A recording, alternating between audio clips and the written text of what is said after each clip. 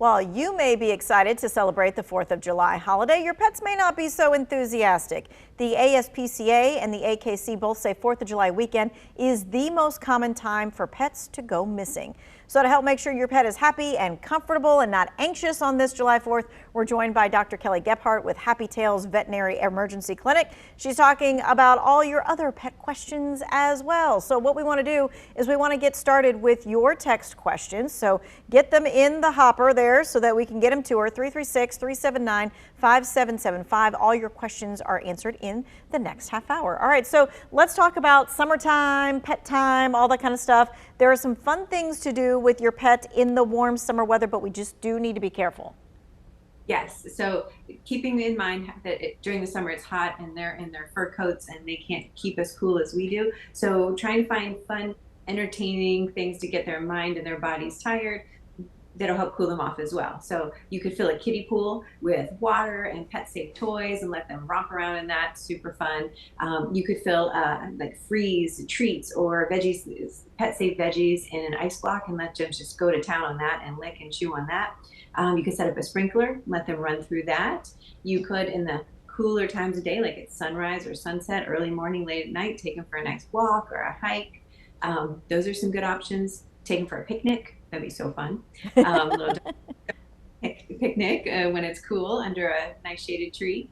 A nice trip down a pet-safe beach or river or lake when it's cool. They get to go swimming.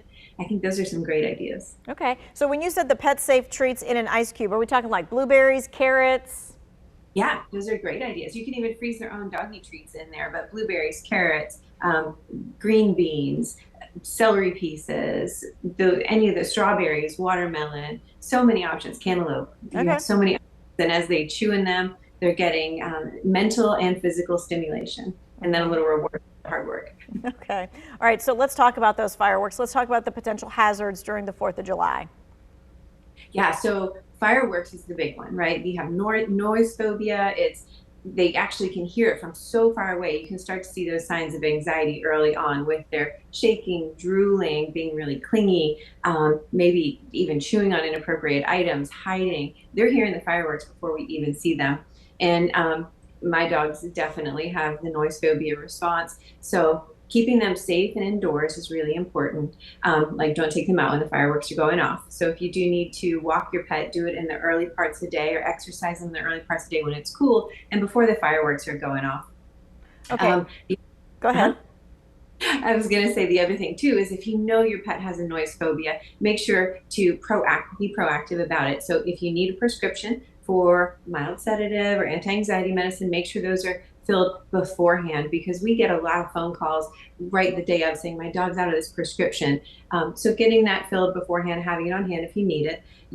Doing pheromone sprays, like there are pheromone sprays for cats and dogs that help calm them down, thunder shirts, and making a nice safe place for them, whether it's a cage, like a crate in a nice dark room where they feel safe. Those are some good options. Put on a little relaxing music to help cover up some of those loud sounds. Those are some really good options. Okay, so I saw on the list of all the summer issues and things like that, fireworks was number one, Yes. but number two was the barbecue.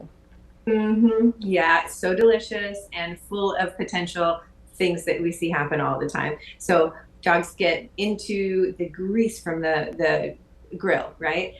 They get onto the table and get all those really tasty good things. So the risks here are vomiting and diarrhea, pancreatitis, which is after a dog eats a high fatty meal, their pancreas gets all angry and it causes vomiting and diarrhea.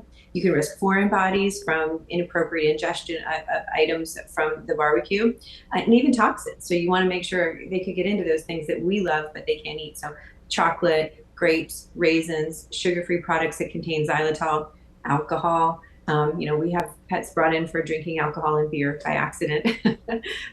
So these things are all potential toxins, and that can happen at the barbecue as well. Corn on the cob, that's another one. Ooh, we get so many corn on the cobs. The dogs just eat down the whole corn on the cob and it's not digestible. So it can get stuck in their stomach or in their small intestine. Sometimes we can make them vomit it up. Other times it's a surgical emergency. I had one patient who was a frequent flyer with corn cob ingestions. At one time I made her vomit up 4 corn cobs at once.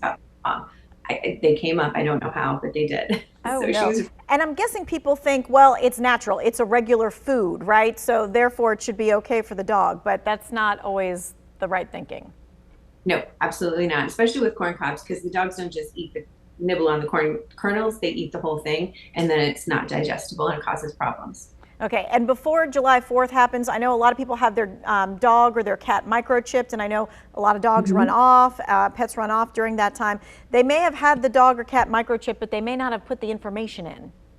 So often that happens, or it's not up to date. So you want to make sure that your pet has proper, up-to-date information on the microchip. One, make sure they're microchipped. It's the best way to get them back to you. Two, make sure that information is up to date and current, because if they have a microchip and we can't get in touch with the owner, then we still can't get them reunited. And making sure they have a collar with proper up-to-date tags as well. That might be the fastest way, because somebody can then just call you up and say, hey, your dog's down on the corner, you know. Making sure they have proper identification in case they get scared off by the fireworks is really important. Okay. All right, we're going to take a quick break, and we've got a whole bunch of questions already, but we want you, of course, to put in your question, 336-379-5775. We'll be right back.